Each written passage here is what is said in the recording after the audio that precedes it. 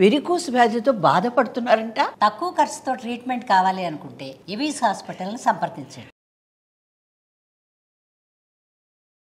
నమస్తే రమ్మగారు. నమస్తే జయ. రమ్మగారు, మనము పురాతన ఆలయాలు వాటి స్థల పురాణం గురించి మాట్లాడుకుంటున్నాం కదా. ఏదైనా ఒక స్థల పురాణం గురించి, పురాతన ఆలయం. లక్ష్మీ నరసింహస్వామి దేవస్థానం ఇంకొకటి చెప్తాం.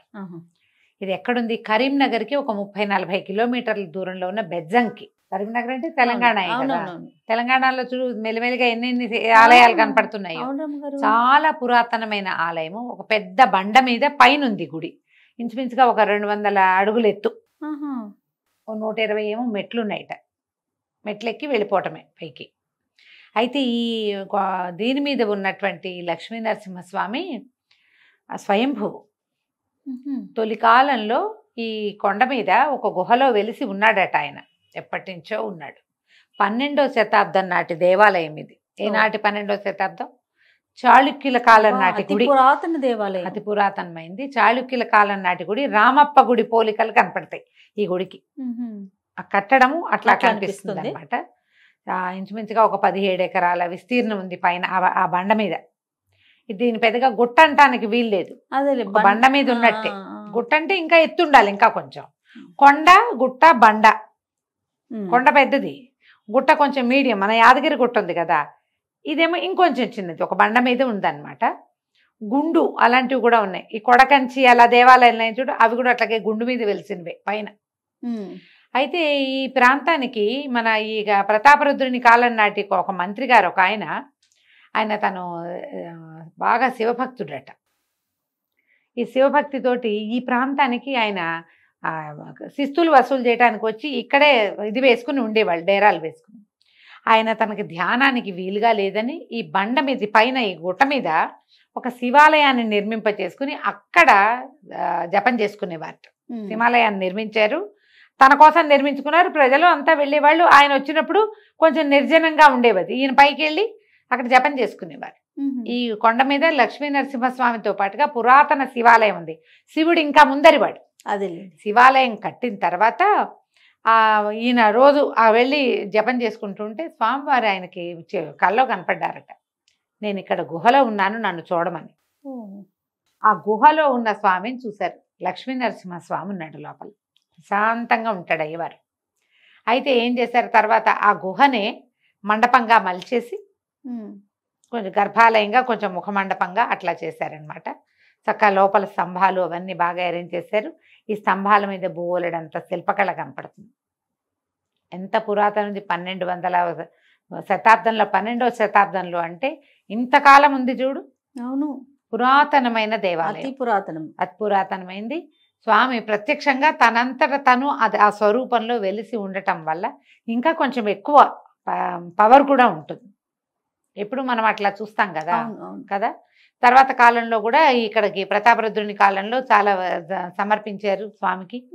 పెద్ద స్థలాలు అవి ఉన్నాయి. 17 ఎకరాల స్థలం అంటే అదేం చిన్నది కాదు కదా, చాలా పెద్దది.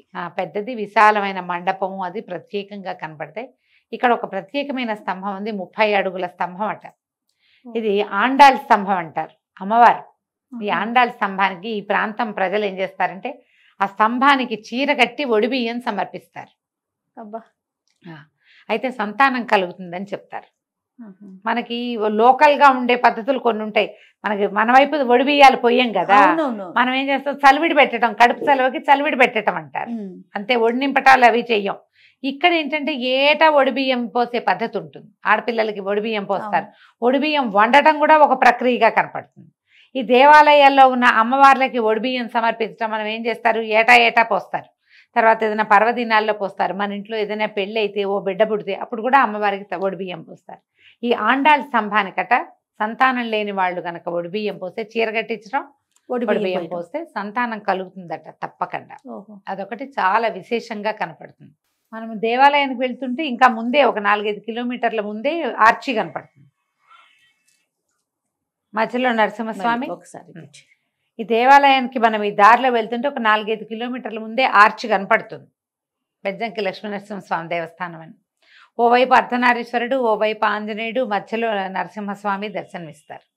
మనం కొండ మీదకి వెళ్తే ఎంత బాగుంటుంది. ఎప్పుడైనా సరే మనం పైకి వెళ్ళిన కొద్దికి బాగుంటుంది వ్యూ. అవును అవును, చాలా ప్రశాంతంగా హాయిగా ఉంటుంది. ఉండటానికి మహా బాగుంటుంది. ఏదైనా ఫుడ్ ఏర్పాటు చేసుకుని వెళ్తే కనుక చక్కగా ఎక్కువ టైం కూడా మనం స్పెండ్ చేయగలుగుతాం. పొద్దున్న 7 గంటల నుంచి మధ్యాహ్నం దాకా, మళ్ళీ సాయంకాలం 5 నుంచి రాత్రి 7 గంటల దాకా అట్లా తెరిచి ఉంటుంది దేవాలయం.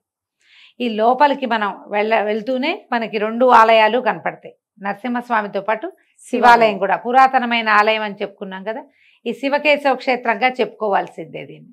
ఈ గుహని మలిచారు కదా, చక్కగా మండపాలు అవి బాగా నీట్గా నిర్మించారనమాట. ఈ మన ఆండాళ్ళ స్తంభంతో పాటు ఒక పెద్ద భైరవ విగ్రహం కూడా ఉంటుంది కొండ మీద. మరి ఎందుకు భైరవుణ్ణి పెట్టారు అనేది పెద్దగా సిగ్నిఫికెన్స్ మనకు తెలియదు. కానీ ఎక్కడైనా సరే కాలభైరవుడు కనపడుతున్నాడు అంటే అక్కడ మొక్కితే దొంగల భయాలు ఉండవు జయ. అలా చెప్తుంటారు. వస్తువులు పోగొట్టుకోవటము, మన ఇంట్లో చిన్న చిన్న దొంగతనాలు, మనమే ఎప్పుడు ఎక్కడో చోట వదిలేస్తాం, లేదా మనం అదాటుగా ఉంటే ఎవరో లాగేస్తారు. అవును, ఆ ప్రమాదాలకి ఎప్పుడు కాలభైరవుడు చాలా సమాధానంగా ఉంటాడు.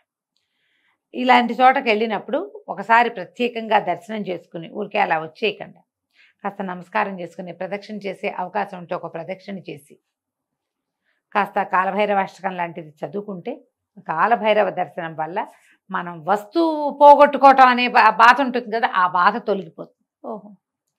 ఒక పక్కన ఆండాళ్ళ తల్లి ఉంది, ఆ స్తంభం కూడా కనిపిస్తుంది కదా. అమ్మవారు ప్రత్యేక స్వరూపంలో విడిగా మనకి కనిపించరు, కానీ లక్ష్మీ స్వామితో పాటే ఆమె కూడా కనపడుతుంది. మనకి హైదరాబాద్ చుట్టుపక్కల ఇలాంటి పురాతన దేవాలయాలు ఎన్ని ఉన్నాయో, ఒక్క రోజులో చేయగలిగే ప్రయాణాలు, పొద్దునెళ్ళి సాయంత్రం వచ్చేసేవి. పిఎస్ఎం లక్ష్మి గారిది ఒక పుస్తకం కూడా ఉంది, హైదరాబాద్ నుంచి 100 కిలోమీటర్లు అని. అన్ని పక్కల పైగా ఇక్కడ స్వామి దక్షిణాభిముఖుడుగా ఉంటాడు. దక్షిణాభిముఖంగా ఉన్నటువంటి విష్ణువాలయాలు సులభ ప్రసన్నులుగా చెప్తారు. ఏ విష్ణువాలయంలో అయినా విష్ణువు దక్షిణం వైపు తిరిగి ఉంటే కోరిన కోరిక తీరుస్తాడు. మంచి అవకాశం కదా, చాలా మంచి అవకాశం. ఎప్పుడైనా వెళ్ళి అవకాశం ఉంటే పొద్దున్నే బయలుదేరి వెళ్తే, కారులో వెళ్ళిపోతే కరీంనగర్ వెళ్ళి మనం ఇది చూసి రావచ్చు. కరీంనగర్ నుంచి జగిత్యాల వైపుకు వెళ్తే ధర్మపురి క్షేత్రం కూడా చూసి రావచ్చు. ఇంకా దీనికి దగ్గరలో కొంచెం ఒక రేణుకా ఎల్లమ్మ దేవస్థానం ఒకటి ఉంది, ఎక్కువ దూరం కాదు, అక్కడి నుంచి దగ్గరలోనే ఉంది. ఆ రేణుకాదేవిని కూడా చూసి రావచ్చు. అవకాశం ఉన్న వాళ్ళు ప్రయత్నం చేయండి. మనకేంటంటే చాలా ప్రత్యేకంగా చిన్న చిన్న దేవాలయాల్ని మనం పొద్దున్నే వెళ్తే 12 గంటల అయిపోతే తిరిగి వచ్చేస్తాం. ఆ రోజు రిటర్న్ అయిపోవచ్చు, ఆ రోజే రిటర్న్ అయిపోవచ్చు. మధ్యాహ్నం లంచ్కి ఇంటికి వచ్చేసేయచ్చు. ఏదైనా ప్యాక్ చేసుకుని పట్టుకెళ్తే ఇంకా 2-3 క్షేత్రాలు కూడా చక్కగా చూసి రావచ్చు. 1 డే అవుటింగ్కి ఈ క్షేత్రాలు చాలా బాగుంటాయి. ఇది కొంచెం బండ మీద ఉంది, ఆ 120 మెట్లు ఎక్కేసరికల్లా పైనుంచి మనకి వ్యూ చక్కగా కనపడుతుంది.